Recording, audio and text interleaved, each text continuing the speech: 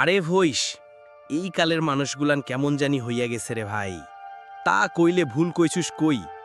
আজকাল মানুষকে চিনতে পারি না, এক মুখে দুই কথা।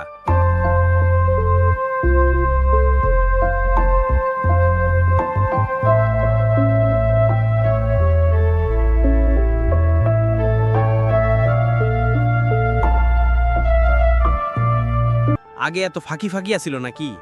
আগে দেখছিস এক হালি চাল না থাকলে পাশের বাড়ির মানুষ নিজে দিত হাতে ধইরা। আর এখন ফ্রিজ ভর্তি খাবার, তবু দরজা বন্ধ।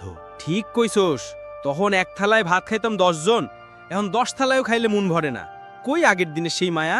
সেই মায়া মুই দেখি এখন শুধু স্মৃতিতেই আছে ভাই। আগে মানুষ জমিন চাষ করত, কিন্তু মনটা ছিল সোনার। এখন বিল্ডিং গড়ে, কিন্তু মন পুরা পাথর। ঠিক কথাই কইছুস, ফেসবুক আছে, ফোন আছে, কিন্তু পাশের মানুষকে ডাকতেও লজ্জা করে। অথচ আমরা তো গাছের নিচে বসে সারাদিন গল্প করতাম।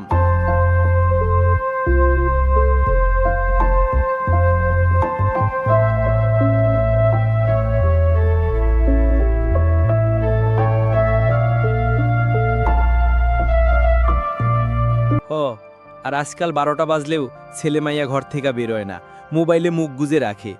কোন ঈদ, কোন পূজার আনন্দ কই?